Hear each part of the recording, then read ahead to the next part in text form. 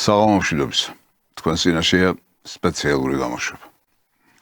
დღევანდელი გადაცემას ასე დავარქვი. ხომ არაფერს გვატყუებენ ჰა. თუ რატომ დავარქვი ასე, ამას თქვენ გადაცემის მსვლელობისას, რა თქმა უნდა, შეიტყობთ. თქვენ ხედავთ, რომ ჩემს მაგიდაზე დღეს ორი წიგნი დევს.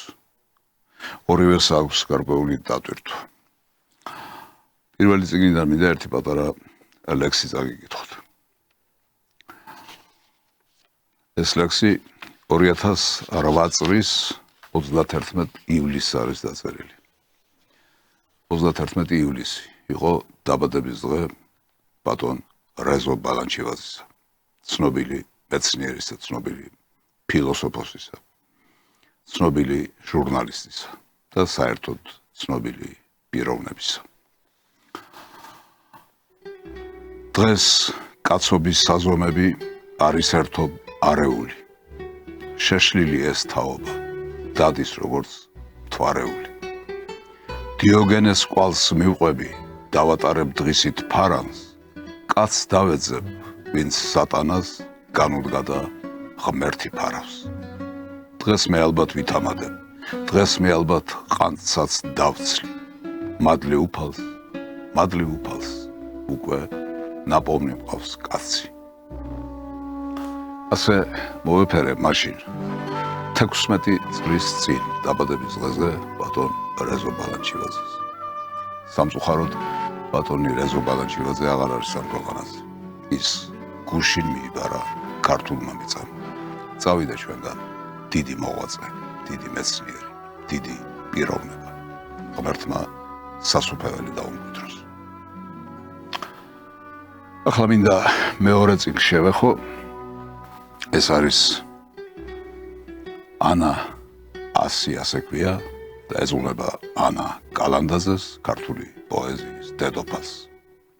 100 წლის თავია ანა კალანდაძის დაბადებიდან და ამ კრებულში შესული არის 100 ლექსი. ამ 100 ლექსის გარდა აქ არის ცნობილი ფოტოხელოვანის ბადრი ვალაჭკორიას 200 ფოტო, რომელიც ავსებს ანა კალანდაძის პოეზიას. ავსებს შესანიშნავად, ავსებს თავისებურად და სრულიად ახალ ხიბლს მატებს მას. ეს არის შესანიშნავი გამოცემა, რომელსაც ქვია შენ ისე ღრმა ხარ. რა თქმა უნდა, ანას სიტყვებია. იდეის პროექტის ავტორი გახლავთ ცნობილი ჟურნალისტი იოსებ ჭუმბურიძე და უნდა ვთქვა, რომ მას ძალიან გაუმართლა ამ იდეაში. ეს არის ძალიან კარგად მიგნებული პროექტი, რომლის ბადალი არც მინახავს მართალი გითხრათ. რედაქტორი ქეთი კალანდაძე, დიზაინერი გიორგი ჩიქვინიძე. როგორც გითხარით, გაფორმებული არის ბადრი ვალაჭკორიას ფოტოებით და არის ულამაზესი გამოცემა. მინდა რომ მიულოცო, საქართველოს მიულოცო ანა კალანდაძის, დიდებული პოეტის, ღმერთ ქალის 100 წლის თავი. მინდა მიულოცო ჩემს კოლეგას, ჩემს თანაკურსელს, ვისთანაც 9 საუკუნეზე მეტი მაქვს გატარებული. თანაცხოვრებით, თანაშემოქმედებით, მეგობრობით. ბადრი ვალაჭკორიას, რომ მისი ულამაზესი ფოტოები გამოყენებულია ქართული პოეზიის დედოფლის ანა კალანდაძის წიგნის ალბომის გასაფორმებლად. ეს რაც შეეხება ამ წიგნებს. ახლა კი მიუბრუნდა ჩვენ საქმეს, გადაცემას, რომელსაც დავარქვი ხომ არ გვატყუებენ ჰა. როგორც გითხარით, თუ რას ნიშნავს ეს სათაური, თქვენ გადაცემის მსვლელობისას შეიტყობთ. ახლა კი ჩვენთან ჩამოვიდა ევროპელი მაღალი ჩინი, ევროსაბჭოს გენერალური მდივანი ალენ ბერსე. აი, ასეთი იყო მისი ჩამოსვლა. თბილისს ევროპიდან არჩევნების შემდეგ მაღალი რანგის მორიგის სტუმარი ხავს. ევროპის საბჭოს გენერალური მდივანი საქართველოს ევროპულ მისწრაფებებზე ინფორმაციას უმაღლესი თანამდებობის პირებისგან ისმენს. მთავრობის ადმინისტრაციაში ალენ ბერსეს პრემიერ-მინისტრმა უმასპინძლა. აი ასე ჩამოვიდა ევროსაბჭოს მაღალი ჩინი, ევროპის ერთ-ერთი მაღალი ჩინი რომელიც შეხვდა საქართველოში როგორც პრემიერ-მინისტრს, ასევე პარლამენტის თავმჯდომარეს, სახალხო დამცველს, პოზიციას, ოპოზიციას და თქვენ წარმოიდგინეთ შეხვდა ბიძინა ივანიშვილსაც. ანუ რას ნიშნავს ეს? ხომ არ ნიშნავს ეს ევროპის მიერ საქართველოში ჩატარებული საპარლამენტო არჩევნების და მისი შედეგების აღიარებას. რა თქმა უნდა, ამას ნიშნავს. სხვას ამას ვერაფერს დავარქმევთ, იმიტომ რომ ის შეხვდა არა პიროვნებებს, არა საქართველოს მოქალაქეებს, არამედ შეხვდა საქართველოს ხელისუფლების, უმაღლესი ხელისუფლების წარმომადგენლებს. ის ბიძინა ივანიშვილს შეხვდა როგორც მმართველი პარტიის საპატიო თავმჯდომარეს, ირაკლი კობახიძეს შეხვდა როგორც საქართველოს პრემიერ-მინისტრს, შალვა პაპუაშვილს შეხვდა როგორც საქართველოს პარლამენტის თავმჯდომარეს და ეს რა თქმა უნდა ნიშნავს აღიარებას საქართველოში ჩატარებული საპარლამენტო არჩევნებისა. ახლა კი მინდა ერთ ინფორმაციას მივაქციო თქვენი ყურადღება.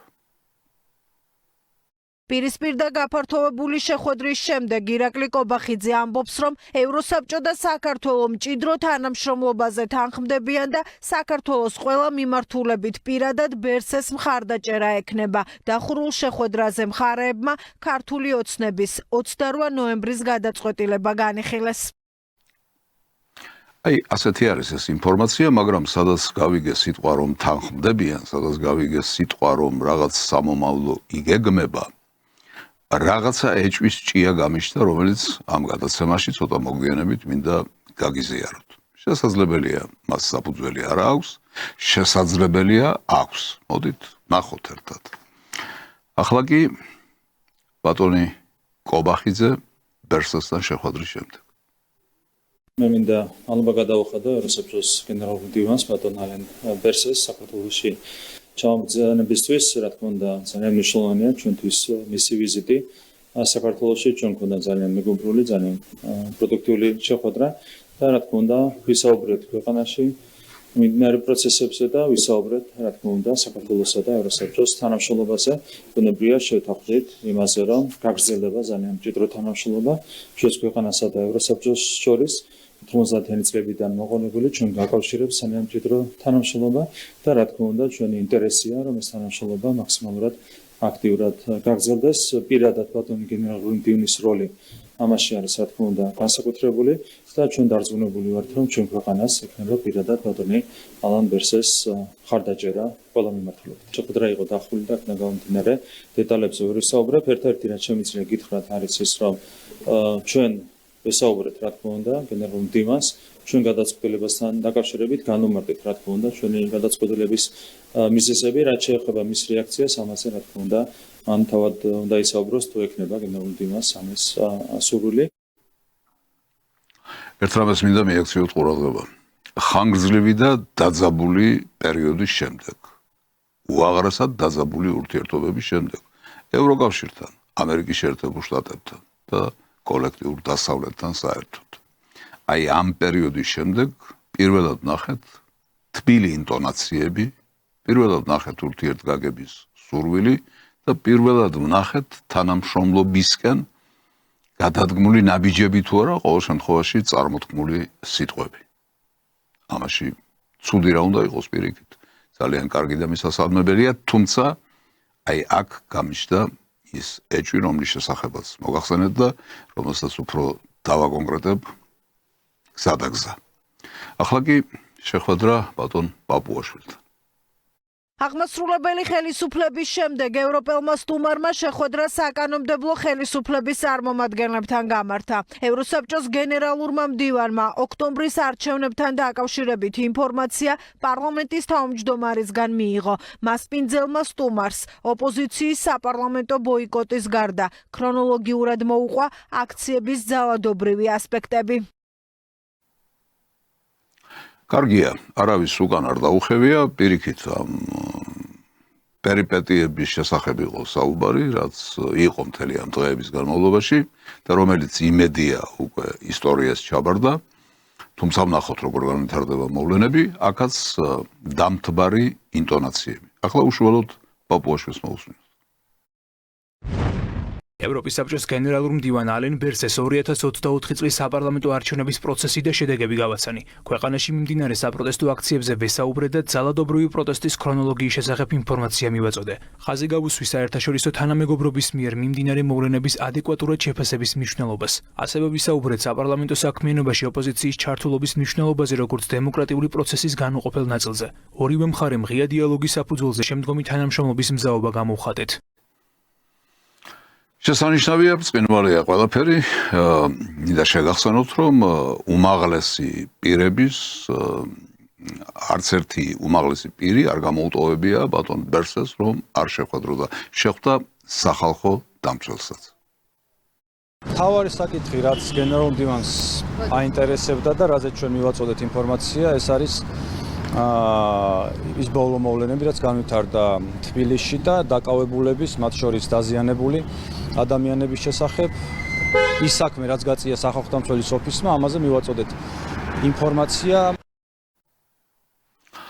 ესეც კარგია თუ ინფორმაცია მიაწოდეთ, თუმცა მე როგორც მომეჩვენათ სამხრივ ინფორმაციაზეა საუბარი, სახალხო დამცველი არ არის მარტო ერთი მხარის დამცველი. სახალხო დამცველი არის ყველას დამცველი საქართველოში, ვისაც დაცვა სჭირდება და ამ ბატალიებში, რომელიც განვითარდა რუსთაველის პროსპექტზე, ძირითადად რუსთაველის პროსპექტზე თბილისში, რა თქმა უნდა, ყავს მეორე მხარეც.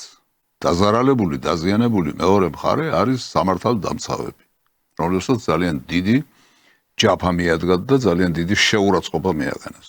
როგორც სიტყვიერი, ასევე მორალური და ასევე ფიზიკური. მიაყენეს დაზიანება, მიაყენეს ტრამვა. ეს ყველაფერი არის სახალხო დამცველის გამოსაკვლევი საკითხები.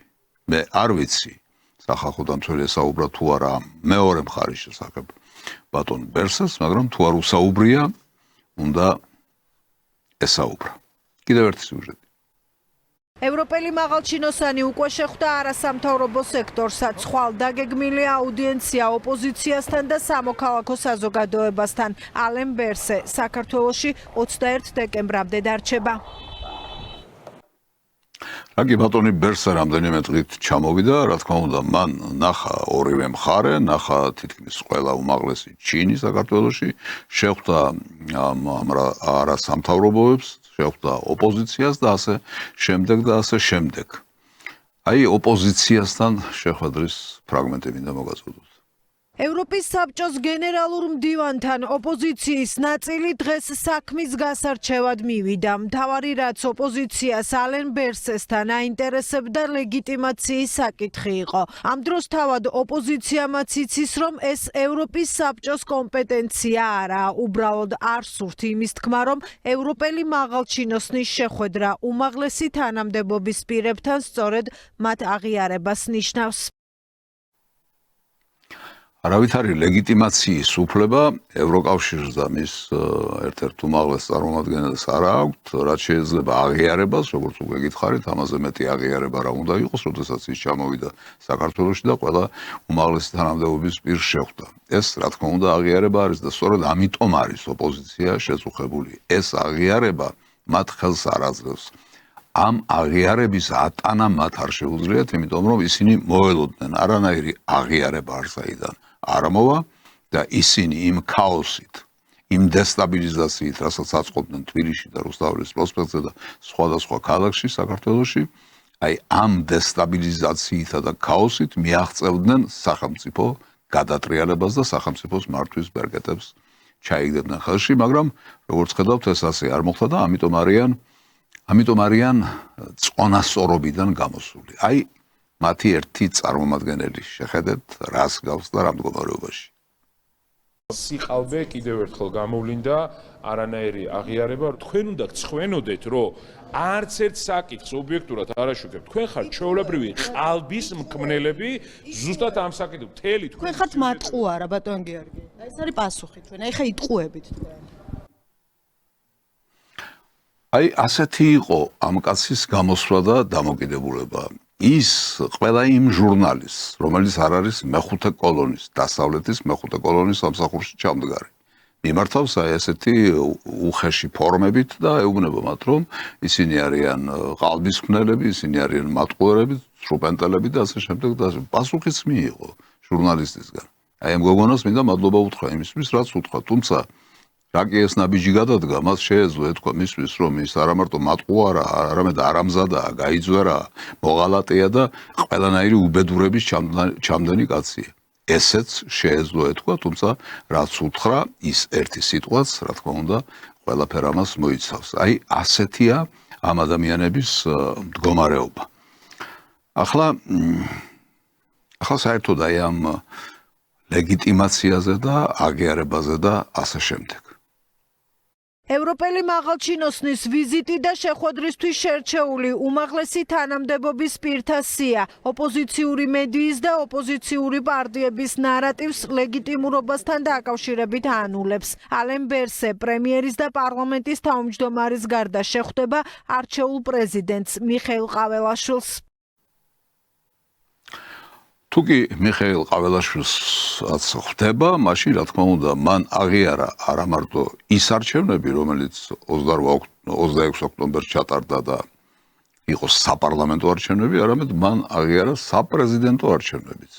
მან აღიარა ის, რომ მიხეილ ყაველაშვილი, ბატონი მიხეილ ყაველაშვილი არის საქართველოს არჩეული პრეზიდენტი და ეს რა თქმა უნდა ძალიან კარგია. ამიტომ მე ვფიქრობ, რომ აი ამ ლეგიტიმურობის საკითხს, აღიარების საკითხს, როგორც იქნა დაესვა წერტილი და ამას არა მარტო მე ვფიქრობ, არამედ საქართველოს ხელისუფლების წარმომადგენლებიც ასე ფიქრობენ. ლეგიტიმაციაზე, რომელსაც ხელზე იხროდნენ, საუბარი ალბათ ვეღარ გაგრძელდება, იმიტომ რომ ევროსაბჭოს გენერალური მდივანი ხვდება საქართველოს პრემიერ-მინისტრს, სხვა ოფიციალურ პირებს, როგორც პრეზიდენტთანაც არის არჩეულ პრეზიდენტთან შეხვედრა, შეიძლება ექს-პრეზიდენტთანაც არ ვიცი ამის შესახებ, მაგრამ ყველა შემთხვევაში ლეგიტიმაციაზე საუბარი და სპეკულაციები ამით დასრულდა.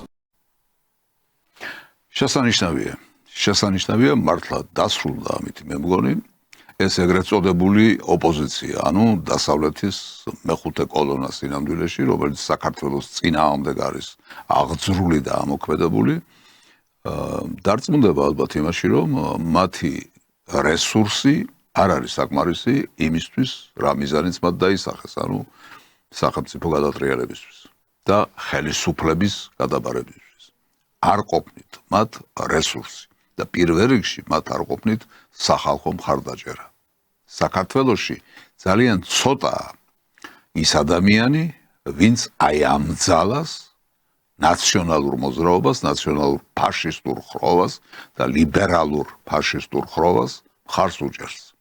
ის პროცენტები, რა პროცენტებითაც ისინი არიან საქართველოში არჩეული, მე ცოტა გაზვიადებული და გაყალბებული მეჩვენება. არ დაგიმალავთ, გულწრფელად გეუბნებით, რომ არ მგონია მათ კონდეთ იმ მასშტაბის მხარდაჭერა, რა მასშტაბიც არის გამოხატული პროცენტებში, რომლითაც ისინი არიან საქართველოს პარლამენტში წარმოდგენილი. იქნებიან თუ არა პარლამენტში ეს მათი გადასაწყვეტია, მაგრამ რა პროცენტიც მათ მიიღეს ამ არჩევნებში, ის პროცენტი არ უნდა მიეღოთ, იმიტომ რომ ამ მასშტაბის მხარდაჭერა მათ საქართველოში არ აქვთ. მათ საქართველოში დაიმსახურეს ზიზღი, სიძულვილი, უარყოფა და ეს ჩანს ყოველ ნაბიჯზე, ყოველ შემთხვევაში სრული ფიასკო განიცადეს და κρახით დამთავრდა მათი წამოწყება. აი ყოველივე ამის შემდეგ ევროკავშირს რა აქვს ჩვენთან სადავო? საქართველოსთან, საქართველოს ხელისუფლებასთან, საქართველოს კანონმდებლობასთან. რა აქვს სადავო და საკამათო? მართული პარტიისთვის სამწუხარო და საგანგაშოა ქვეყნის ევროპული მომავლის გამჭვირვალობისა და ეგრეთ წოდებული LGBT პროპაგანდის წინააღმდეგ კანონებთან დაკავშირება. ბრიუსელი კიდევ ერთხელ ამბობს, რომ შეშფოთებულია აღნიშნული კანონების მიღების, დემოკრატიის კანონის უზენაესობისა და ფუნდამენტური უფლებების სფეროში უკუსვლის გამო. იმავდროულად იგი იმეორებს ევროკავშირის სერიოზულ შეშფოთებას იმ კურსის მიმართ, რომელსაც საქართველოს მთავრობა ატარებს, მათ შორის უცხოური გავლენის გამჭვირვალობის შესახებ კანონის მიღებასთან, აგრეთვე სხვა კანონებთან დაკავშირებით, რომლებიც ეწინააღმდეგება იმ ღირებულებებსა და პრინციპებს, რომლებსაც ევროკავშირი ეფუძნება და წარმოადგენს უკუსვლას კანდიდატის სტატუსის მისაღებად კომისიის რეკომენდაციით გათვალისწინებულ ნაბიჯებთან დაკავშირებით. დააგვირდით, რასთან გვაქვს საქმე. ჩვენ ევროპა და დასავლეთი იმას რომ გვედავებოდეს, არჩევნები არასწორად ჩაატარეთო, არჩევნები კონსტიტუციის ფარგლებიდან იყო გასული, არჩევნები გაყალბებული იყო, ბევრი დარღვევა იყო ისეთი, რომელმაც არჩევნების შედეგებზე გავლენა იქონიაო, ეს მართალიც იქნება, იმიტომ რომ ასეთი არჩევნები არც გარეთ და არც შიგნით არავინ არ უნდა აღიაროს, მაგრამ მათ არც ერთი არგუმენტი, არც ერთი საბუთი იმისა, რომ არჩევნები გაყალბდა, ფალსიფიკაცია მოხდა, ყოველ შემთხვევაში იმ დონეზე, რომ საბოლოო შედეგებზე ამან გავლენა იქონია, არ მოუტანიათ, ვერ წარმოადგინეს. არაფერი ხელში არ უჭირავთ. ახლა ევროპას და დასავლეთს რა აქვს ჩვენთან სადაო? თურმე ხედავთ სხვა რამეც ქონია სადაო. არა მარტო ეს აღელვებთ, არჩევნები და მისი ბედი, არჩევნების კონსტიტუციურად ჩატარება და ასე შემდეგ. არამედ სხვა რამე აღელვებთ. როგორი დამოკიდებულება გვაქვს LGBT-სთან, როგორი დამოკიდებულება გვაქვს გამჭვირვალობასთან და ასე შემდეგ. თუ კი საქართველო იღებს კანონს გამჭვირვალობის შესახებ, ანუ საქართველოში შემოსული თანხები თუ შიგნით არსებული თანხები, ყველაფერი უნდა იყოს გამჭვირვალე და ხალხისთვის ნათელი და გასაგები. აი ამ კანონს თუ იღებს, ამას დასავლეთი გითვლის დემოკრატიისგან გადახვევად. თუ კი ჩვენ ვიღებთ კანონს, რომლის მიხედვითაც ჩვენს მოზარდ თაობას ახალგაზრდებს ვიცავთ ეგრეთ წოდებული LGBT პროპაგანდის დამღუპველობისაგან, დამანგრეველი ზემოქმედებისაგან, ამას გითვლიან დემოკრატიისგან გადახვევად. აი ესეც თურმე სადაოა ჩვენი და ამასთან დაკავშირებით, როგორც ჰქონდა პოზიცია ამ ბოლო პერიოდში გამომუშავებული საქართველოს ხელისუფლებას, იმავე პოზიციაზე რჩებიან, აი რას გვეტყვის ბატონი დინარაძე. არსებობს წითელი ხაზები, არ შეიძლება გამჭვირვალობა ეწინააღმდეგებოდეს საქართველოს ინტერესს, გახდეს ევროპული ოჯახის სრულფასოვანი წევრი.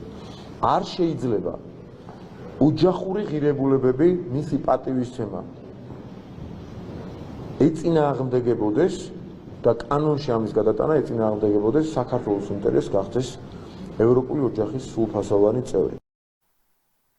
ესე იგი, ერთი ფრონტი, რომელიც გახსნა საქართველოს წინააღმდეგ, ეს არის ეგრეთ წოდებული LGBT პროპაგანდის საწინააღმდეგო კანონი, ამასთან დაკავშირებით გახსნეს ეს ერთი ფრონტი.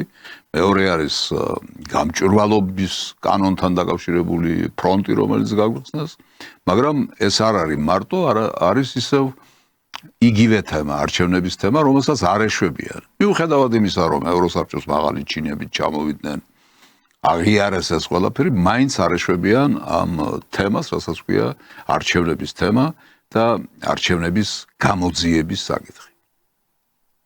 ბრიუსელი თბილისისგან ძალადობის აქტების გამოძიებასა და პასუხისმგებელი პირების დასჯასაც ითხოვს. ევროკავშირის საბჭო ამბობს, რომ გმობს მშვიდობიანი მომიტინგეების, მედიის წარმომადგენლებისა და პოლიტიკოსების მიმართ ძალადობას.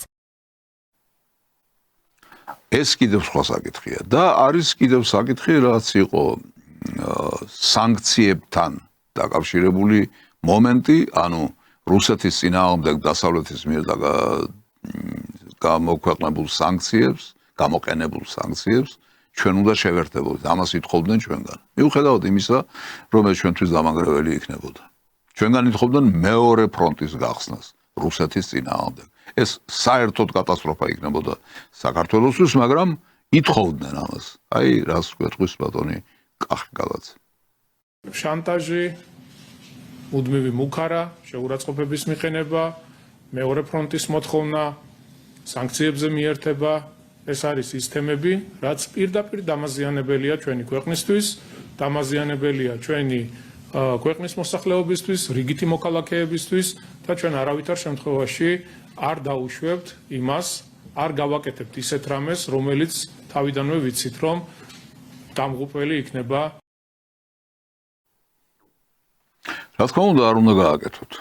არც გაქვთ მაგის უფლება, რომ ეგ გააკეთოთ და არც უნდა გააკეთოთ. თქვენი ადამიანური ვალიც არის ის, რომ არ ჩახვეთ არავის იმ ბინძურ თამაში, რასაც საქართველოსთვის განსაკუთრებით დიდი ზიანის მოტანა შეუძლია. მაგრამ აი მთადგასაოცარი ამბავი, მართლაც აი თმები ყალზე დაგიდგებაო, რომ იტყვიან ისეთი ამბავი. სასწაულია რომ ჯერ არავინ მოკლეს, მაგრამ ეს რისკი გაიზრდება თუ წამება გაგრძელდება. მაკკეინის ინსტიტუტის მისიამ მკვლელობაზე ალაპარაკდა. საქართველოში უმსხვერპლო პროტესტმა მაკკეინის ინსტიტუტი გააოცა და შეაშფოთა. პოსტსაარჩევნო პერიოდში და დემოკრატიის სახელით საქართველოში ჩამოსული ოპოზიციის კომაგები განცხადებაში აქციების შეფასების კონტექსტში მსხვერპლზე და მსხვერპლის შემთხვევაში პოლიტიკური სცენარის გამწვავებაზე წერენ. იმ საშინელ შემთხვევაში თუ მკვლელობა მოხდება მთავრობის ავაზაკების მიერ, პოლიტიკური გარემო კიდევ უფრო არასტაბილური შეიძლება გახდეს. ქუჩის პროტესტის დროს მკვლელობის დაშვება და არ შემდგარი ფაქტის შედეგების ანალიზი. მაკკეინის ინსტიტუტის სკანდალურ შეფასებას მთავრობის მეთაურის მკაცრი პასუხი მოყვა. აი ეს ის მაკკეინია, თქვენ რომ გახსოვთ ძალიან კარგად, ის მართლაც ავაზაკი და მართლაც გათახსირებული მაკკეინი, რომელიც აღარ არის ამ ქვეყანაზე, მაგრამ მისი აჩრდილი წამლავს იქიდან, თელ მსოფლიოს და მათ შორის საქართველოსაც. და ესენი ნახეთ როგორი იმედი ჰქონდათ იმასთან დაკავშირებით, რომ მსხვერპლი მოხდებოდა. აუცილებლად იქნებოდა მსხვერპლი. მსხვერპლის შემთხვევაში სულ სხვა სახეს და სულ სხვა ხასიათს მიიღებდა ეს ყველაფერი. როგორია ამასთან დაკავშირებით საქართველოს ხელისუფლების პოზიცია? სახელმწიფო გუნდისთვის მაკკეინის ინსტიტუტის შეფასება იმ პოლიტიკური ინტერესის და ნარატივის გაგრძელება, რაც ქვეყანაში არეულობის მსურველებისგან საზოგადოებამ ბოლო პერიოდში რამდენჯერმე უკვე მოისმინა. სახელმწიფო გუნდისთვის ეს მორიგი დასტურია იმისა, რომ ქაოსი, არეულობა, დაპირისპირება და პოლიტიკური ტემპერატურის აწევა ხელისუფლების ოპონენტებისა და მათი მოკავშირეების ერთადერთი და რეალური ინტერესია. საქართველოს ხელისუფლების ეს პოზიცია, თუ მიაქცევთ ყურადღებას, საოცრად ემთხვევა საერთო სახალხო სულისკვეთებასა და პოზიციას. სხვათა შორის, საქართველოს ხელისუფლებისა და საქართველოს მოსახლეობის პოზიცია ძალიან ბევრჯერ თითქმის უმრავლეს შემთხვევაში ემთხვევა ერთმანეთს, რაც აი ამ ბოლოდროინდელმა ბატალიებმა გამოაჩინა. სამაგიეროდ, მეორე მხარეს თუ დავაკვირდებით, თითქმის არასოდეს თითქმის არაფერში არ ემთხვევა ერთმანეთს ეგრეთ წოდებული ოპოზიციისა და საქართველოს მოსახლეობის დამოკიდებულება საგნებისა და მოვლენების მიმართ. არასოდეს არც ერთ შემთხვევაში არ ემთხვევა ერთმანეთს. ისინი მთლიანად დაპირისპირებაში არიან საქართველოს ხელისუფლებასთანაც და ხალხთანაც. ქართველ ხალხთან დაპირისპირებაში არიან თავიდან ბოლომდე. ეს ყურადღება მისაქცევი ფაქტია. ბატონი კობახიძე მაკკეინის ინსტიტუტის ამ განცხადებასთან დაკავშირებით. ეს არის მაკკეინის ინსტიტუტის და ზოგადად ასეთი ადამიანების ოცნება. მათ ვერ მიაღწიეს საწოდოს, მათ როგორც ჩანს ამ დღების განმავლობაში ჰქონდათ გათვლილი მსხვერპლზე, თუმცა საბოლოო ჯამში 5 დღეში ძალიან მარტივად შეძლო ჩვენმა სამართალდამცავმა სისტემამ დაპირისპირებოდა სისტემურ და უხეშ ძალადობას, რომელსაც ხედავდით თბილისის ქუჩებში და ყველაფერი დასრულდა მადლობა ღმერთს, არათუ მსხვერპლის გარეშე, არამედ რაიმე განსაკუთრებული გართულების გარეშე მაკკეინის ინსტიტუტის ოცნებებს ახდენა არ უწევია. ნორმალური ადამიანური, მამულიშვილური პოზიცია და დამოკიდებულება ამ საშინელი ფაქტის მიმართ, რაც გაახმოვანა მაკკეინის ინსტიტუტმა. ეს აბსოლუტურად გასაგებია. ახლა ვნახოთ საპირისპირო მხარე. აი ეს ეგრეთ წოდებული ოპოზიცია, რას ბოდავს ამასთან დაკავშირებით. მაკკეინის ინსტიტუტის შეფასება ოპოზიციისთვის სრულად და ზედმიწევნით მოწონების მიზეზი აღმოჩნდა. მეტიც გიორგი ვაშაძის პაატა მანჯგალაძემ სკანდალურ დოკუმენტს რეალობაც კი უწოდა. სრულად ვიზიარებ მაკკეინის ინსტიტუტის ასევე შეფასებებს იმ ნაწილში, რაც ეხებოდა რომ შემთხვევითობით ღმერთის წყალობით არის რომ ფატალური შედეგი არ არის მიუხედავად ხელისუფლების დიდი სურვილის. გვატყუებს ახლა ეს კაცი თავის გვივით რომ ღმერთის წყალობითო არ არის მსხვერპლიო თქვაო მაკკეინის ინსტიტუტმაო. ასე წაიკითხა ამ კაცმა მაკკეინის ინსტიტუტის აბსოლუტურად ყაჩაღური ბანდიტური განცხადება საქართველოში მიმდინარე მოვლენებთან დაკავშირებით. თუ დააკვირდით ყურადღება ვაშაძის მანჯგალაძეო, ასე დაარქვეს ამ კაცს სიუჟეტში. ვაშაძის მანჯგალაძე. ჯერ ვაშაძე ვინო ხერია და მერე იმისი მანჯგალაძე ვინ უნდა იყოს და რა უნდა იყოს ეს თქვენ გაარჩიეთ. ბატონმა ვოლსკიმ საყურადღებო მოსაზრება გამოთქვა ამ ფაქტთან დაკავშირებით. ასეთი ფორმით ჩამოყალიბებული მოთხოვნა არის იგივე, რაც არის ორი ტრუპის მოთხოვნა, ეს ცნობილი გამონათქვამი ყველამ ვიცით. ეს არის გარკვეული აღიარება იმისა, რომ დიახ, სწორედაც მსხვერპლის მეშვეობით უნდა განავითარონ ის პროცესი, რომელმაც შეიძლება საქართველოში ეს ცეცხლის ალი კიდევ აგიზგიზოს ნებისმიერი პოლიტიკური სუბიექტი და ნებისმიერი ახალგაზრდა, რომელიც ქუჩაში დგას, მაკეინის ინსტიტუტის მიერ განხილულია როგორც საზარბაზნე ხორცი. კი, ნებისმიერი, ვინც იქ გამოდის, ან გამოვა, არის პრაქტიკულად მსხვერპლი, პრაქტიკულად საზარბაზნე ხორცი, პრაქტიკულად განწირული იმისათვის, რომ ტყვია მოხდეს. ეს აქ გამოგონილი ამბავი არ არის, აი ეს რაც ბატონმა ვოლსკიმ ახსენა. ორ გვამთან დაკავშირებით, მერაბიშვილის ორი გვამი გახსოვთ, ხომ სასწრაფოდ ჭირდება ორი გვამიო. თქვენ ხომ არ გონიათ, რომ ეს აქ გაჩენილი აზრია. ეს არის დავალება, დირექტივა, რომელიც დასავლეთიდან მოდის. ყველა დაძაბულ სიტუაციაში, ყველა დაძაბულ ვითარებაში, ამ დაძაბულობამ კულმინაციას რომ მიაღწიოს ამისთვის, საჭიროა, როგორც მერაბიშვილი იძახოდა მაშინ, ორი გვამი და როგორც ახლა მაკეინის ინსტიტუტი მოითხოვს, მსხვერპლი. ეს მსხვერპლი დასავლური მოვლენაა.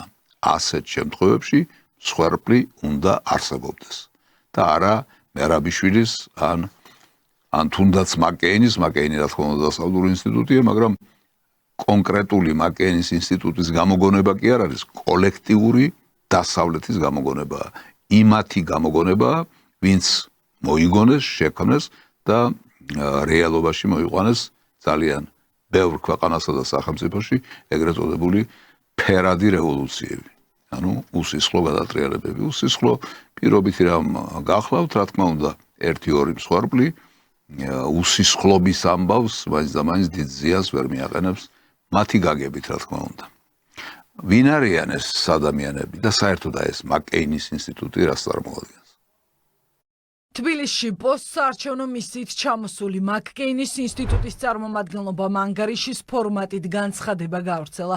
დოკუმენტის ერთ-ერთი ხელმომწერია NDI-ის ყოფილი ხელმძღვანელი ლორა თორნტონი. მისი ხელმოწერით და თანხმობით გასაჯაროვდა ის ანგარიშიც, რომელიც ოპოზიციისთვის სამაგიდო ნაშრომად იქცა. ანგარიში ხელისუფლების ოპონენტებისთვის ის სახელმძღვანელო აღმოჩნდა, საიდანაც პროცესების გამწვავების მასტერ-კლასები ისწავლებოდა.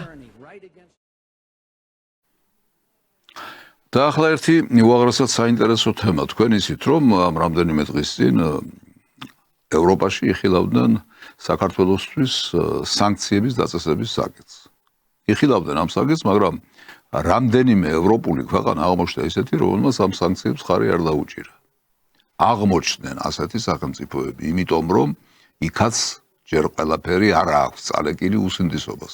და როდესაც ნახეს, რომ ეს უსინდისო გადაწყვეტილებაა, რამდენიმე ქვეყანამ ამ სანქციებს ხარი არ დაუჭირა, მაგრამ საინტერესოა რა მოხდა შემდეგ.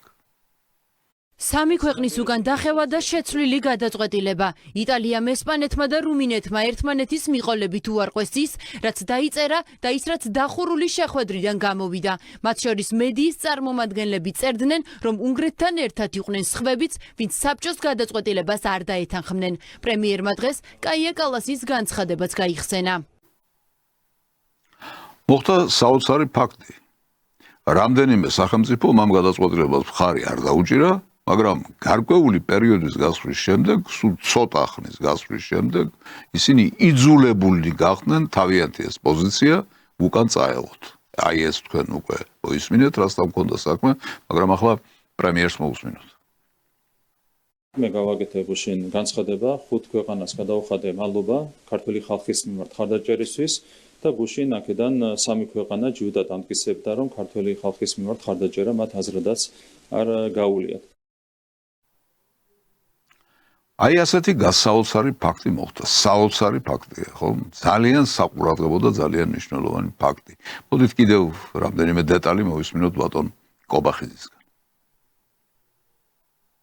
თქვენ შეგიძლიათ ნახოთ მაგალითად ქალბატონი კაია კალასის განცხადება, სადაც ის ამბობს, რომ უნგრეთი, სლოვაკეთი, ლუქსემბურგი, მე არ მიხსენებია სამწუხაროდ ლუქსემბურგი და ლუქსემბურგსაც ეკუთვნის როგორც ჩანს მადლობა თუ არ უარყოფენ საკუთარ პოზიციას და რამდენიმე სხვა ქვეყანა, რომელიც წავიდა სანქციების წინააღმდეგ და რა თქმა უნდა კიდევ ერთხელ მადლობა ამ ქვეყნებს მხარდაჭერისთვის. გუშინ პირველი რუმინეთი აიძულეს, რომ საწინააღმდეგო პოზიცია დაიფიქსირებინა, ეს არავის უკვირს, თქვენ ნახეთ, რომ საკონსტიტუციო სასამართლოსაც კი რუმინეთში შეაცვლევინეს გადაწყვეტილება ერთ დღეში. საჯარო წყაროებში, მსგავს წყაროებში ვრცელდებოდა ინფორმაცია ამასთან დაკავშირებით, რომ იტალია და ესპანეთი უპირისპირდებოდნენ სანქციების იდეას და ამას დაემთხვა ჩვენი წყაროებიდან მიღებული ინფორმაცია. შესაბამისად, ჩვენ გავაკეთეთ განცხადება, რომელიც ძალიან სანდო და საიმედო ინფორმაციას ეყრდნობოდა, თუმცა ნახეთ, რომ ამასაც მოყვა ოპოზიციის მხრიდან სპეკულაციები.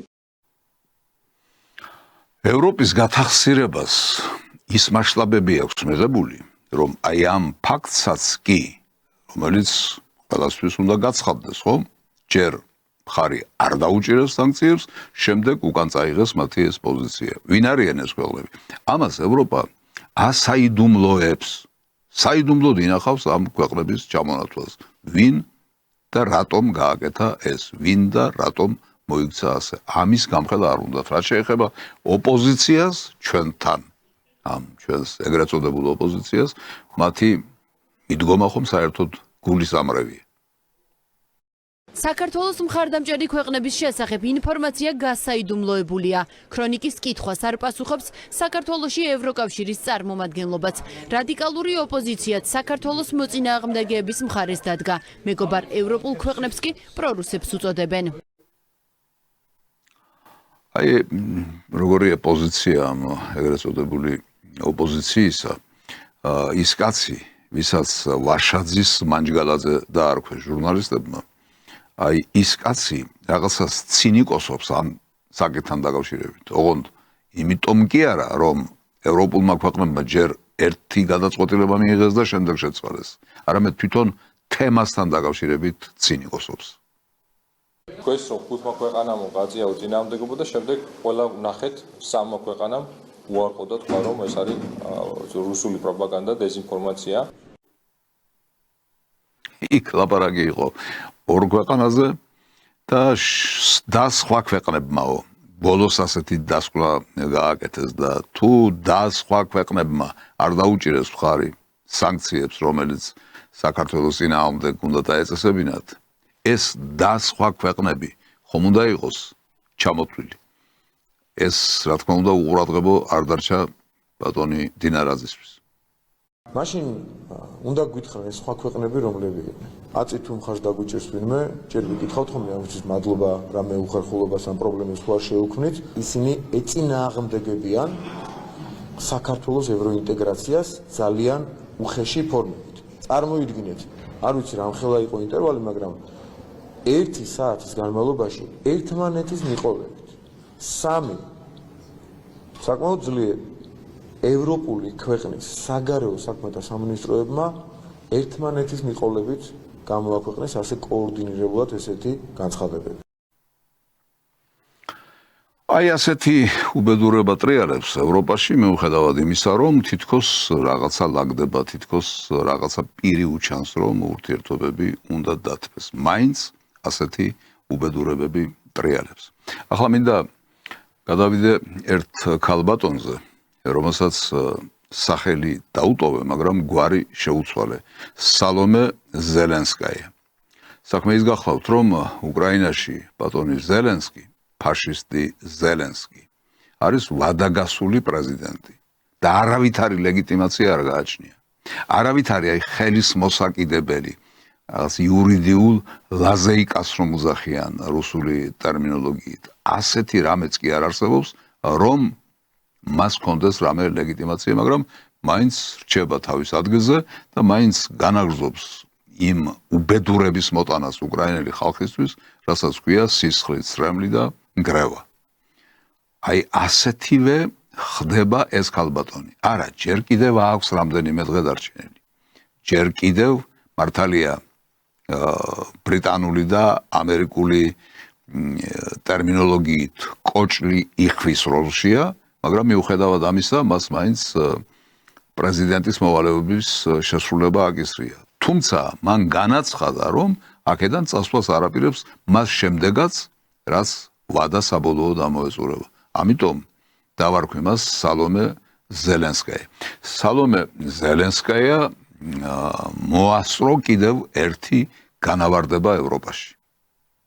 საქართველოს პრეზიდენტი საკუთარი ძალაუფლების ბოლო დღეებს ევროპაში და ისევ ქვეყნის ინტერესების საწინააღმდეგოდ იყენებს. კონსტიტუციის დამრღვევ ზურაბიშვილს კონკრეტული ევროპარლამენტარები გაწერილი სცენარით დროშებითა და ტაშით დაახვედრეს.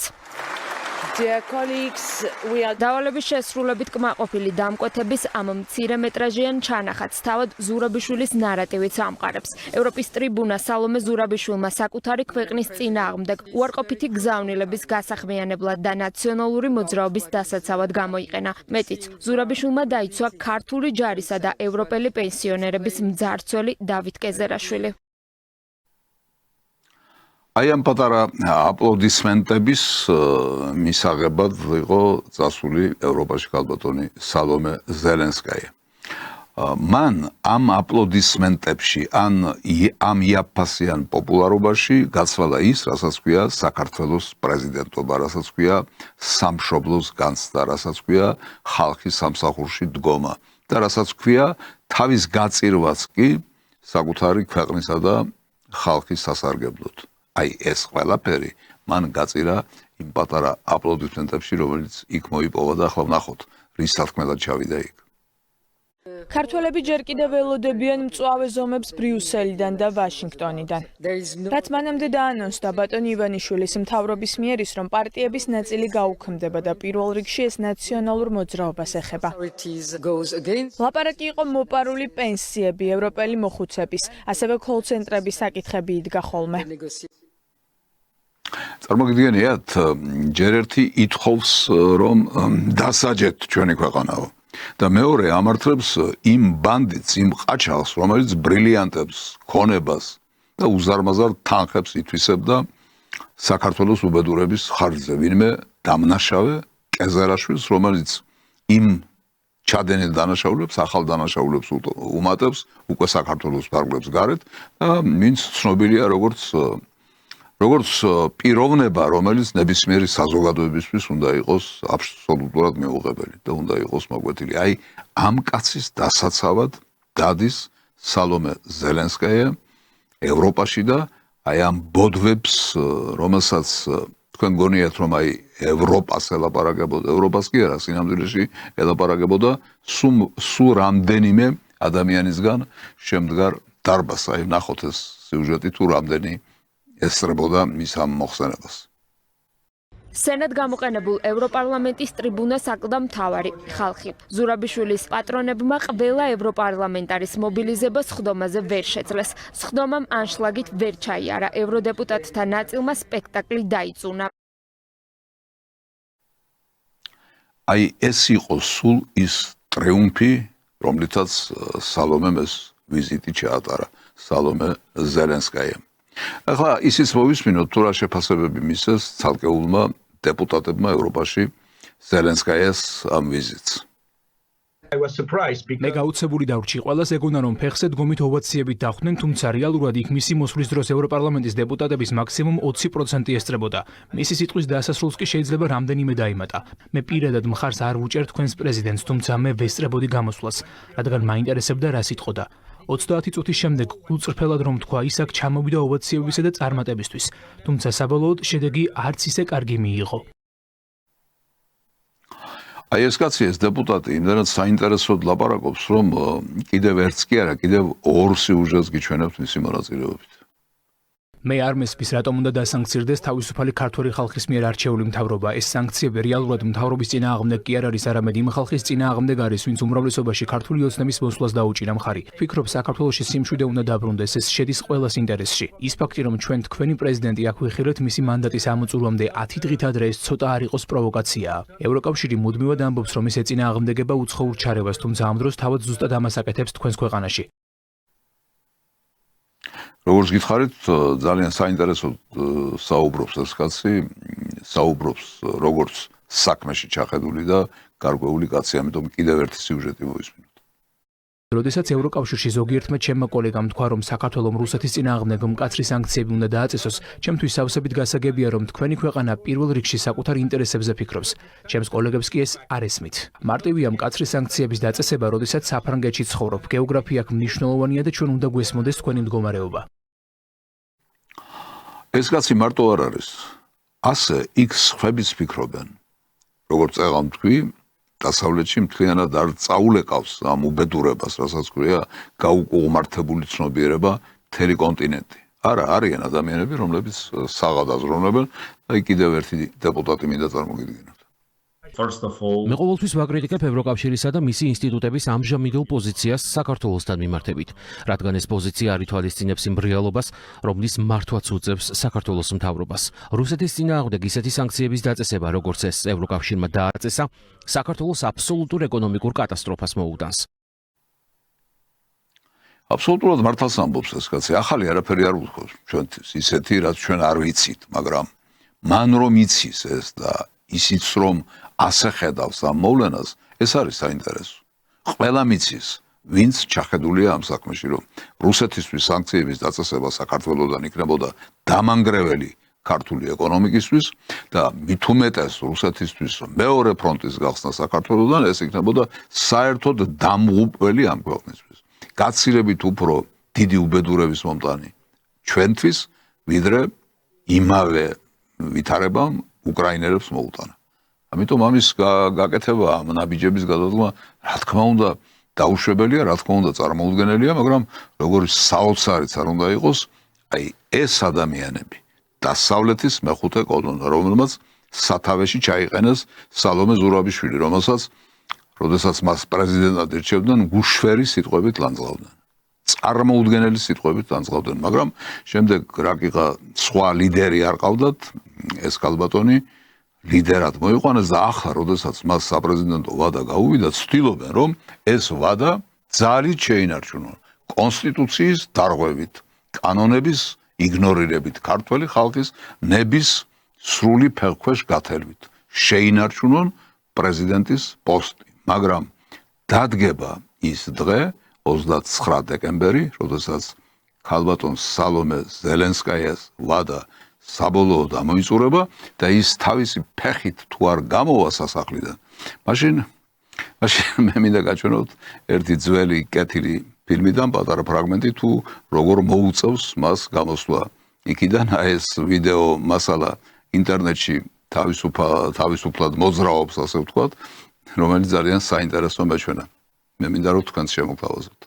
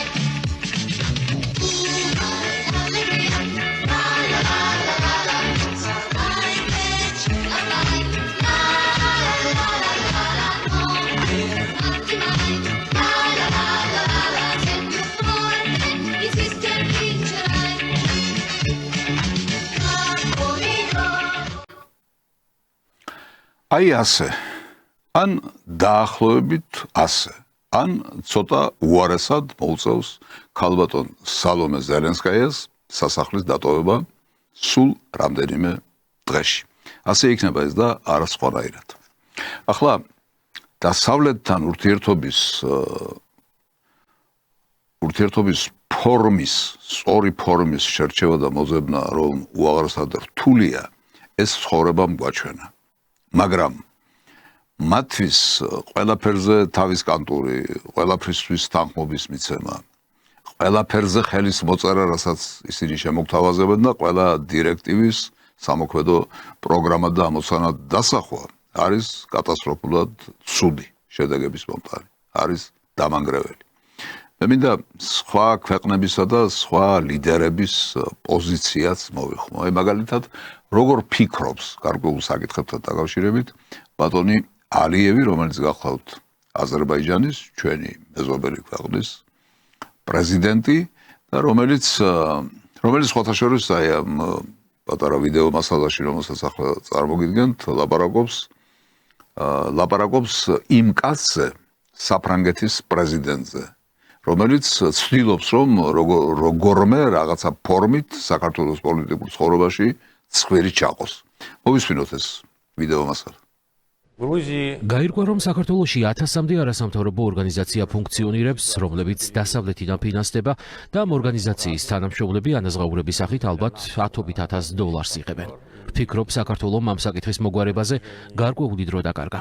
თუმცა როცა ნაბიჯები გადადგა, შეიძლება ვთქვათ, რომ მატარებელი უკვე გავიდა.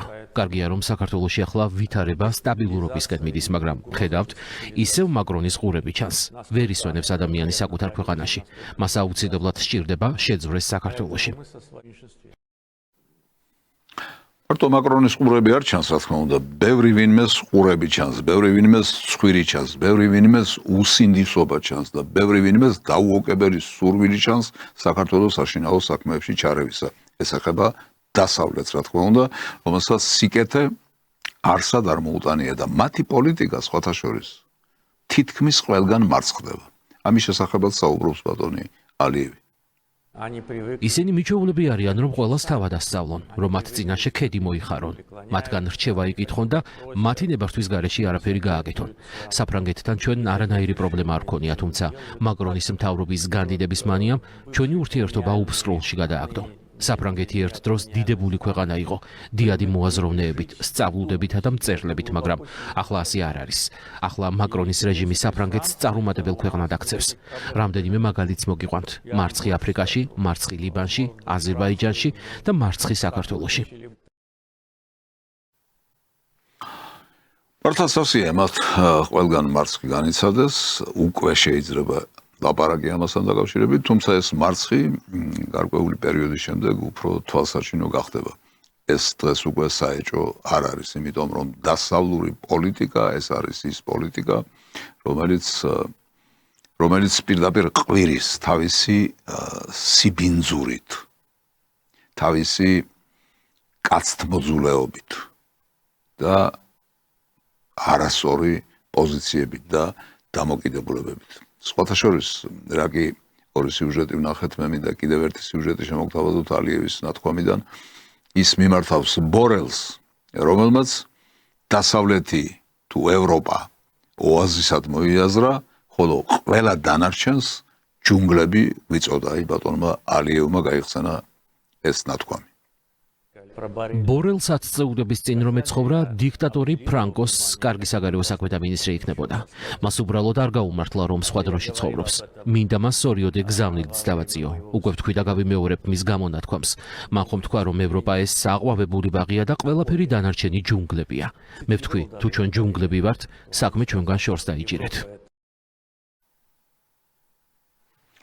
მე ვთქვიო, რომ თუ ჩვენ ჯუნგლები ვართო, საქმე ჩვენგან შორს დაიჭირეთო. ეს ერთის მხრივ ხატოვანი ნათქვამია, მაგრამ მეორეს მხრივ პირდაპირ თქმა იმისა, რომ თუ თქვენ ასე გვიყურებთ და ზემოდან გვიყურებთ, ასეთ შემთხვევაში ჩვენ თქვენთან ურთიერთობა არ გვინდა. ეს არის ალბათ ყველაზე სწორი ფორმა, რომელიც შესაძლებელია დასავლეთთან მქონდეს. კი რთულია, კი ძნელია. ევროპა მარტო არ არის, იქ ამერიკის შეერთებული შტატებია, ნატოა, ევროკავშირია, მაგრამ მიუხედავად ამისა, მათთან მტკიცე პოზიცია თუ არ გვექნება, აი ისეთი პოზიცია, როგორც ბოლო დროს ეკავა და უკავია საქართველოს ხელისუფლებას. მაშინ უფრო გაგვიძნელდება და უფრო გაგვირთულდება მათთან ურთიერთობა. მტკიცე პოზიციის დაკავების შემთხვევაში მათთან ურთიერთობა ცოტა გაადვილდება, თუმცა მლადიოლი არასოდეს არ იქნება. ახლა იმასთან დაკავშირებით ერთი იუმორნარევი სიუჟეტი მინდა წარმოგიდგინოთ, როგორი იყო აქციები საქართველოში. ძალისმიერი თუ მშვიდობიანი. აი რა თქვა, რა წამოწდა ბატონ მილერს ეს გახავთ სახელმწიფო დეპარტამენტის პრეს-სპიკერი. სახელმწიფო დეპარტამენტის სპიკერის წამოსწენა მეთიუ მილერმა ჟურნალისტებთან საუბრისას თბილისში მიმდინარე აქციები ძალადობრივად მოიხსენია, შემდეგ კი თავისივე ნათქვამი შეასწორა. სახელმწიფო დეპარტამენტის სპიკერი ქართველი მაღალჩინოსნების წინააღმდეგ სანქციებთან დაკავშირებულ კითხვას პასუხობდა. ჩვენ უკვე დავუწესეთ სანქციები ქართული ოცნების მაღალჩინოსნებს ძალადობრივი პროტესტის დროს ადამიანის უფლებების სერიოზულ დარღვევებში ჩართულობის გამო. ბოდიში მშვიდობიან პროტესტზე მათი ძალადობრივი რეაგირების გამო. ვაი, შე ლონდრე შენა. დაალაგე მაინც აზრები და ისე გამოდი საზოგადოების წინაშე. მაგრამ აი წამოწდენა ეს სხვათა შორის ურთულესი ფსიქოლოგიური მომენტი და ფენომენია და აი რა უკნა ამ კაცს წამოწდენა. ამ კაცს კი არა, მთელ დასავლეთს. მათ იციან, რომ ეს არის ძალისმიერი პროტესტი, მათ უნდა მოახდინონ სახელმწიფო გადატრიალება და ამას ვერ გაურბიან, ვერ მალავენ, თუმცა უნდა იძახონ, რომ ეს არის მშვიდობიანი პროტესტი. აი ასეთი ამბები გვაქვს და ახლა მინდა ერთი სიუჟეტი შემოგთავაზოთ და იმის შემდეგ მინდა მიუბრუნდე იმ თემას, იმ ეჭვებს, რომლის შესახებაც გადაცემის დასაწყისშივე განვაცხადე. მართველი გუნდი საქართველო-ამერიკას შორის ურთიერთობების გადატვირთვაზე საუბრობს და აქცენტს სამ მთავარ ფაქტორზე აკეთებს. საუბარია დონალდ ტრამპისა და მისი მომავალი ადმინისტრაციის ხედვაზე კონკრეტულ საკითხებთან დაკავშირებით, კერძოდ გამჭვირვალობაზე, ოჯახურ ღირებულებებსა და ომის დასრულების ინტერესზე. მე იმედი მაქვს, რომ გასაგებად ამერიკის შეერთებულ შტატებში 20 იანვრიდან ბევრი რამ შეიცვლება, რადიკალურად შეიცვლება და საქართველოს მიმართ დამოკიდებულება იქნება არა უსამართლო, არამედ სამართლიანი. ეს ბიუროკრატიული ნაღმები, რომელიც ჩადებულია საქართველოს-ევროკავშირის ურთიერთობაში მოქმედი ბიუროკრატების მიერ, საქართველოს-ამერიკის ურთიერთობაში ამერიკის მოქმედი ადმინისტრაციის მიერ, ტრამპის ინაუგურაციის შემდეგ ბუნებრივია შეიცვლება და ამის მოლოდინი გვაქვს. აი ასეთი არის ეს მოლოდინები და ეს ცუდია თუ კარგია. ერთმნიშვნელოვნად ცუდიაო ვერ იტყვი, თუ კი გადაიტვირთება, თუ კი ეს ურთიერთობები და თუ კი ნორმალური პოზიტიური ურთიერთობები ჩამოყალიბდება, ამის საწინააღმდეგო ვის რა უნდა გქონდეს. მაგრამ ეს ერთი შეხედვით. თუ კი ეს იმას ნიშნავს, რომ ისევ ლაქუცი დაიწყება დასავლეთთან, რომ ისევ დაიწყება დგომა ამ ვითომ ღია, მაგრამ სინამდვილეში დახურულ კარებთან. ერთი მხრივ ევროკავშირის კარებთან, მეორე მხრივ ნატოს კარებთან. და თუ კი ყველაფერი ისე გაგრძელდება, როგორც აქამდე იყო. აი ეს იქნება ძალიან ცუდი. უაღრესად ცუდი. მე შემაშინა ამ ფაქტმა. მე არ მინდა, რომ ისე გაგრძელდეს ყველაფერი. მე მირჩევნია, რომ ის თოკი სადაც გასაწყვეტია, იქ გაწყდეს. თუ კი გასაწყვეტია.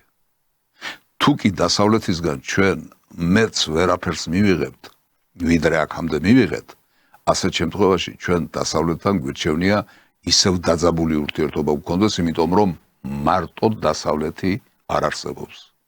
არსებობს კიდევ სხვა მხარეები. ესეც უნდა გავითვალისწინოთ, მაგრამ აქ მოდით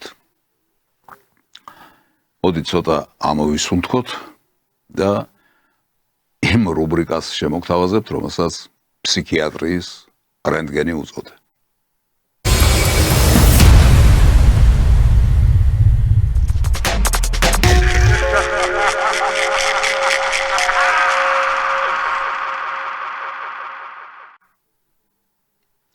ნახოთ სიუჟეტი, რომელიც მე-7 ადგილზე გავიდა. ერთ-ერთი სტუდენტი. თქვენი მთავარი სათქმელი რატომ დგახართ დღეს აქ ქვეყნის მომავლის სადარაჯოზე, რა არის თქვენი სათქმელი? ჩემი მთავარი სათქმელი ამის ის, რომ ხელახალი არჩევნები უნდა ჩაინიშნოს, უნდა რა თქმა უნდა თავისუფლება რეჟიმის პატივებს და ყველა პოლიციელი ეს ამოჭრები. კი ბატონო, არაუშავს ზოგი ნერვიულობს კამერის წინ, არაუშავს ნერვიულობდა ეს კაცი კამერის წინ, ვითომ? კი არ ნერვიულობდა. არის ის, რისთვის დალაყუნობს იქ. არ იცის სად მივიდა, რატომ მივიდა და რა ხდება იქ. ისიც არ იცის, რომ ეს არის ძალისმიერი აქცია.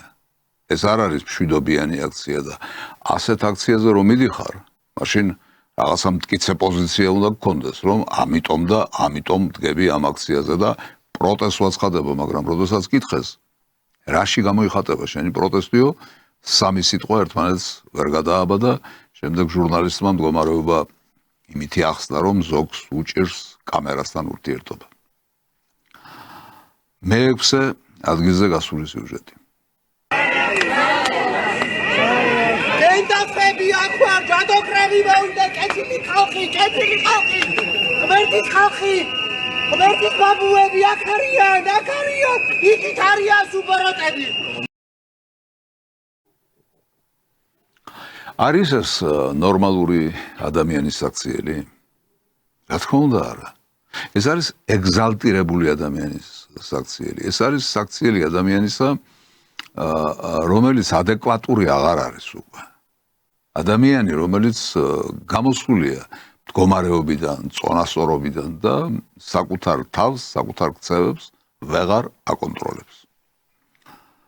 მეხუთე ადგილზე გასული სიუჟეტი ეს ისევ სალომე ზელენსკაია გახლავთ. ხმები იქნება დაცული, არის დაცული, იქნება ფარული კენჭისყრა, ის ხმები და ჭორები რაც ვრცელდება, რომ ეს აპარატები რაღაცას კიდე მოიცავს, არის ჭორები გავრცელებული იმისთვის, რომ ხალხში გაჩნდეს სწორედ ეჭვი და შიში. ეს არ არსებობს, ეს არის ისეთი ელექტრონული პროცედურები, რომელიც არსებობს სხვადასხვა ქვეყნებში და ის საერთაშორისო კომპანია, რომელიც უზრუნველყოფს ამას, არ წავა იმაზე, რომ თავისი რეპუტაცია საქართველოს არჩევნების გულისთვის დააყენოს კითხვის ქვეშ. ასე რომ ყველა უნდა წავიდეს არჩევნებზე. ტექნოლოგია გამოყენებული იქნა იმისთვის, რომ გაეთეთრებია გაყალბება. ასეთი რამ ჯერ არ ყოფილა. ჩვენ ვიყავით მოწმე და სხვერპლი, ჩატარდა რუსული არჩევნები. წაგვართვეს არჩევნების ინსტიტუტი. აი თქვენ ნახეთ სალომე ზელენსკაიას განცხადება არჩევნებამდე და არჩევნების შემდეგ. ორივე შემთხვევაში ეხებოდა ამ ელექტრონული ხმის მიცემის წესს, ერთ შემთხვევაში ამ წესს აცხადებდა სრულიად დაცულად, მეორე შემთხვევაში ეს წესი გამოაცხადა როგორც გაყალბების მთავარი ფაქტორი. არსებობს უტიფრობა. ყველა უტიფარი ადამიანი გიჟი არ არის. არავითარ შემთხვევაში. უტიფარი ადამიანი არის უტიფარი ადამიანი, მაგრამ გიჟი არ არის, შეურაცხადი არ არის, არაადეკვატური არ არის. მაგრამ არსებობს უტიფრობა, რომელიც სიგიჟეში გადადის. აი ამ შემთხვევაში ჩვენ ვნახეთ უტიფრობის ის მასშტაბი, როდესაც უკვე შეურაცხადობასთან გვაქვს საქმე, თორემ შერაცხადი ადამიანი აი ასეთ უტიფრობას არ უნდა აკეთებდეს და საკუთარ თავს საზოგადოების წინაშე ასე არ უნდა აზიანებდეს. კიდევ ერთხელ მეოთხე ადგილზე გასული სიუჟეტი ისევ სალომე ზელენსკაია. რუსული რუსეთის პრორუსული რუსეთისთვის რუსეთში რუსული რუსეთს რუსული და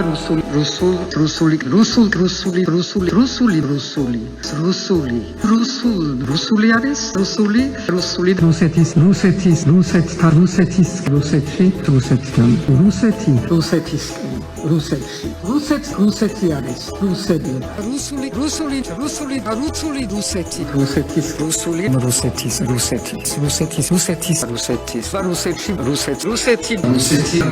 რუსეთი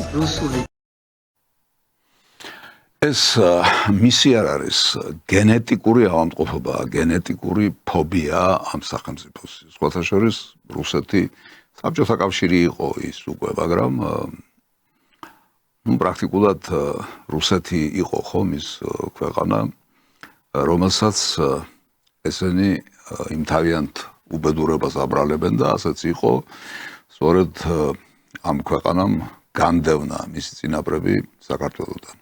მისი დამნაშავე წინაპრები განძის მომპარავი საქართველოს, გამქურდავი საქართველოს, გამძარცვავი წინაპრები განდევნეს მათ საქართველოსთან და ეს გენეტიკაში აქვს ჩარჩენილი რუსეთის სიძულვილი, რომელიც კი ეს კოლაჟი იყო, ამოკრებილი იყო სხვადასხვა მასალიდან, მაგრამ აი რუსეთს ვერ ცილდება მისი გონება. რუსეთი არის მისთვის მტერი და თვითონაც არის რუსეთის მტერი. ამიტომ, როდესაც დაისვენებს საქართველოს პრეზიდენტის მოვალეობისგან, მერე შეუძლია რამდენიც უნდა ლანძღოს და აგინოს რუსეთს. აქედან იქნება თუ ამ ქვეყნის ფარგლებს გარედან. ისე ერთი რამ მინდა შეგახსენოთ, ერთ-ერთ შეკითხვაზე თუ ვინ არის ყველაზე ცნობილი და დიდი დიპლომატი დღევანდელობაში, აი როგორ უპასუხა ქალბატონმა ზელენსკაიამ. ყველაზე ძლიერი დიპლომატი ვინ არის, ვისთანაც ქონიათ ურთიერთობა, იმის დაგამახსოვრდათ. ლავროვი. არ ვიცი, ამაში ირონია იყო ჩადებული, მლიქნელობა იყო ჩადებული, თუ რამ მე მისთვის სასიკეთო პრაგმატული მოსაზრებით თქვა, მაგრამ რაც თქვა, ის თქვა, ასე უპასუხა მან ამ შეკითხვას. ახლა მინდა წარმოგიდგინოთ მეორე ადგილზე გასული სიუჟეტი. ეს სიუჟეტი იქნება ხმის გარეშე, ეს სიუჟეტი იქნება მუსიკის თანხლების გარეშე. ეს სიუჟეტი არის ჩუმი. მე მინდა თქვენს სიჩუმე დაიცვათ და ისე აღიქვათ ეს ყველაფერი.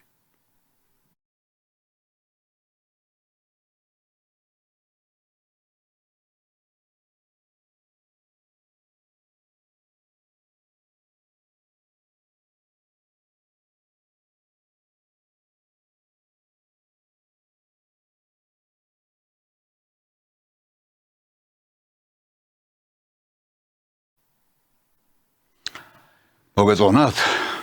აი ამათ მიყვება ხომ ის პროცენტები, რომლის შესახებაც ჩვენ ლაპარაკობდით და ის ხალხი ბევრია თუ ცოტაა, რომელიც აი ამათ აქციებზე დგანან ქუჩაში. აი ამათ მიყვება ის ხალხი. ასეთია ფსიქიატრიული მდგომარეობა საქართველოში. მარტო ეს არ არის. აი ამ სიუჟეტის შემდეგ რამე სხვა სიუჟეტი პირველ ადგილზე თუ გავიდოდა, ამას მართლა ვერ დავიჯერებდი, მაგრამ მოხდა ასეთი რამ და ეხლა მინდა წარმოგიდგინოთ პირველ ადგილზე გასული სიუჟეტი. მე არ ვიცი, აი მართლაც ბოდიში რომ შეგაწყვეტინეთ, მეც მინდა ხოლმე რაღაცის თქმა, მართლაც ასეთი აქციები არც ერთ ევროპულ ქვეყანაში არ მინახავს. არაფერი რო არ დაზიანებულა, არაფერი რომ არ დამწვარა, არაფერი, აი ყველაფერი არის მართლაც ეს პროტესტი ისეთ ზღვარზე გადის და ამ დროს არამხელა სისასტიკე მოდის იქიდან. აი რატომ ასეთი სისასტიკე, რას აჩვენებს ეს? სამოთხეში ცხოვრობს ეს ქალი. სიცოცხლეშივე სამოთხეში მოხვდა უკვე. არავით არის დაზიანება, არავით არის ცეცხლი, არავით არის ხანძარი, არაფერი არ დამწვარა, არაფერი არ დანგრეულა, არაფერი არ დაშავებულა. ასე საოცრად ჰარმონიულად, საოცრად მუსიკალურად მიმდინარეობს თურმე ეს აქციები. სადაც პირდაპირ ქვებით გაუტეხეს თავები სამართალდამცველებს, პოლიციელებს და ჩადიან უზარმაზარ სისაზიზღრეს და სისაწაგლეს. აი ეს არამზადები და ავაზაკები და მერე ტელევიზიით გამოეფინებიან აი ამ ქალივით და ლაპარაკობენ აი ამ უტიფრობას. ამას რომ ადამიანი იკადრებს, იმ ადამიანს როგორ უნდა უგდო ყური, იმ ადამიანის შეგონება როგორ უნდა მიიღო შეგონებად, იმ ადამიანის მოწოდება როგორ უნდა მიიღო მოწოდებად და საერთოდ როგორ შეიძლება ამათ ადამიანებად თვლიდე. აი ასეთი მდგომარეობა საქართველოში. ახლა ამით დავამთავროთ ეს ფსიქიატრიული რენტგენი და მივუბრუნდეთ ისევ ჩვენს გადაცემას. მე წაღამ თქვი, რომ აი დასავლეთთან ურთიერთობა რთულია, კარგი ურთიერთობა უნდა გინდოდეს, მაგრამ ამავე დროს საშიშია ის კარგი ურთიერთობა და ასე შემდეგ, იმიტომ რომ მარტო დასავლეთი არ არსებობს, არსებობს სხვა მხარეებიც, რომლის გაუთვალისწინებლობამ საქართველოს მძიმე დღეში ჩააგდო. საქართველოს სამნაწილად დაშალა და საქართველოს ბევრი უბედურება მოუტანა. ამ გზის გაგრძელება, უბრალოდ შეუძლებელია და შეუძლებელი რომ არის ამის დასტურად მინდა მოვიტანო ერთი ფრაგმენტი განახოთ პუტინის გუშინდელი დიდი პრესკონფერენციიდან, რომელიც თელმა მსოფლიომ ნახა.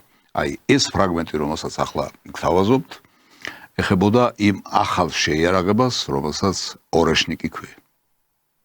Путин уже много раз отвечал на вопросы об этом оружии, что оно не ядерное, а значит не загрязняет территорию, но по силе удара сопоставимо. И то, что перехватить Орешник невозможно. Если кто-то на Западе этому не верит, российский президент предлагает убедиться. Если вот те эксперты западные так полагают, пусть они предложат нам, и пусть предложат тем на Западе и в США, кто им платит за их анализ, произвести некий такой технологический эксперимент, ну, скажем, такую высокотехнологичную дуэль 21 века.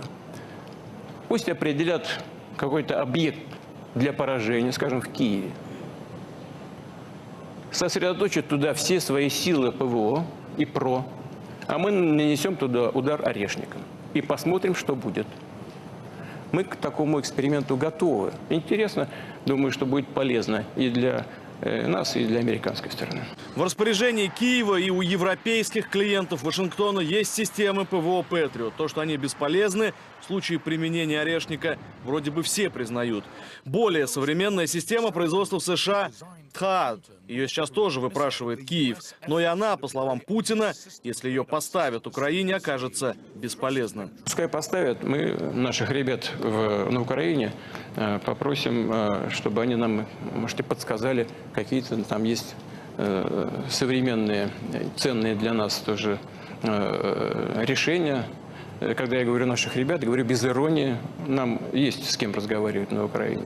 И там много наших ребят, которые тоже вместе с нами мечтают о том, чтобы избавить свою страну от неонацистского режима.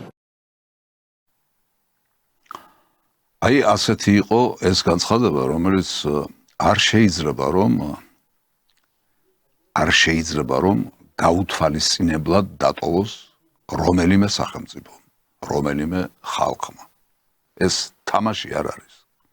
ეს ურთულესი ურთიერთობებია, რომელიც პლანეტაზე მიმდინარეობს. ამის გაუთვალისწინებლობა გიჟის გარდა არავის არ შეუძლია, აი ფსიქიატრიული რენტგენი ყველა კი არ შეომიღია. გიჟები არსებობენ პლანეტაზე, სახელმწიფოებში არსებობენ გიჟები და სხვათა შორის სათავეშიც არიან გიჟები ბევრ ქვეყანაში, იმავე დასავლეთის ქვეყანაში და ეს არის რომ უყავს ამ პლანეტას დაუპვისკენ, რომ მიათრევს ნელ-ნელა. ეს კაცი ვლადიმერ პუტინი ღმერთის სიმაღლიდან დაყურებს ამ დასავლეთის ბრიყვებს. და იცით რატომ? იმიტომ რომ დასავლეთთან ურთიერთობაში რუსეთი და მისი ლიდერი ვლადიმერ პუტინი აბსოლუტურად მართლები, ცამდე მართლები არიან. დასავლეთის სიბინძურის შედეგია ყველა ის უბედურება, რაც ამ პლანეტაზე ტრიალებს და განსაკუთრებით რაც უკრაინაში დატრიალდა. სხვათა შორის იმავე საკითხთან დაკავშირებით ხარ თუ არა მზად იმისათვის, რომ აი ეს რაც თქვენ წამოაყენეთ, ეს პირობა შეასრულოთ და მართალია თუ არა ეს ყველაფერი კითხეს პუტინს სხვა გადაცემაში და ნახოთ რა უპასუხა მან. Технологическая дуэль с Орешником. Западные СМИ все впечатлились. Мы прямо сейчас к ней готовы, к этой дуэли? Мы готовы прямо сейчас. Ну, прямо сегодня. Почему в Киеве? Многие... Пожалуйста, можно в другом месте. Просто в Киев, по моему мнению, надо, в соответствии с тем, что я знаю, там и так организована западными странами достаточно серьезная система ПВО. Но пускай они включат все, что у них есть, включая систему противоракетной обороны и эти антиракеты, которые стоят на боевом дежурстве в Румынии и в Польше, их и там по 24 штуки. Вот помню, как вы Байдена вызывали на теледуэль. Он не пошел тогда. Ну, не знаю. Я же не сказал, что я вызываю. Я сказал, что те эксперты западные, которые сомневаются в эффективности Орешника, пусть они предложат тем, кто платит им заработную плату за такие высказывания, западным странам, провести такую дуэль. Мы согласны. Прямо сейчас. აი ასეთი გახლავთ მდგომარეობა და ვითარება, რომელიც შექმნილი არის მსოფლიოში. რითი დამთავრდება ეს ყველაფერი.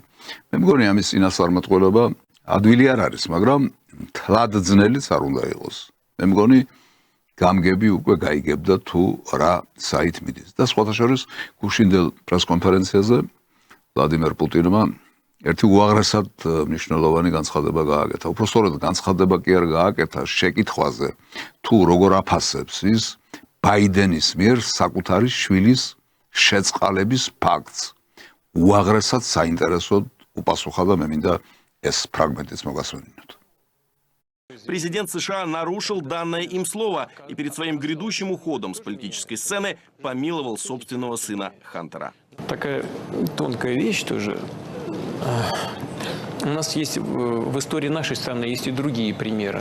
Всем хорошо известна картина, значит, Иван Грозный и сын его Иван.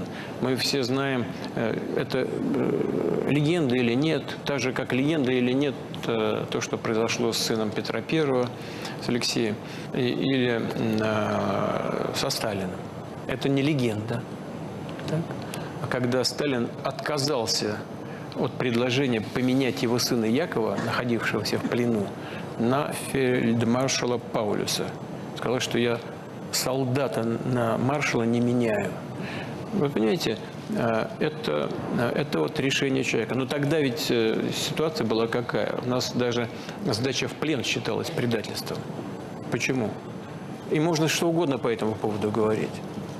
Тогда просто страна стояла не перед возможным поражением, а перед возможным тотальным уничтожением не только страны, но и всего нашего народа. И тогда речь шла о выживании этноса, нации. И меры борьбы за победу были жесткими, если не жестокими. И вот учитывая вот этот настрой в обществе, который, видимо, поддерживалось и главой государства Сталиным, оно не дало ему возможности, значит, спасти своего сына. Он сказал то, что сказал, и сделал то, что сделал. Как известно, его сына казнили в лагере. А Паулюса использовали на Нюрнбергском процессе. Он, когда вошел в зал, все ахнули, никто не ожидал его там увидеть. Но что касается Байдена, то, знаете, здесь всегда ведь он политик. И всегда важно, что в тебе больше, политика или человека. Оказалось, что в Байдене больше человека. Я бы не осуждал его за это. აი ასეთი იყო ეს პასუხი. მე ვფიქრობ, რომ ეს იყო გენიალური პასუხი პუტინის მხრიდან. აი პოლიტიკური გენიალობა, თუ რამე შეიძლება ერქვას, ამას უნდა ერქვას, მაგრამ მე ახლა პუტინის ამ პასუხის შეფასება არ მაინტერესებს იმდენად, რამდენადაც ის თემა, რომელსაც ის შეეხო აი ამ ფრაგმენტში მისი პრესკონფერენციის, ეს არის სტალინის თემა. სტალინის თემა, რომელსაც ჯერ კიდევ გაორებული უყურებს მთელი კაცობრიობა. სტალინის თემა, რომელიც უაღრესად მნიშვნელოვანი არა მარტო ისტორიისთვის, არა მარტო წარსულისთვის, არამედ დღევანდელობისთვის. ვინ იყო სტალინი? თქვენ ახლა ალბათ ნახავთ ფოტომასალას სტალინთან დაკავშირებულს.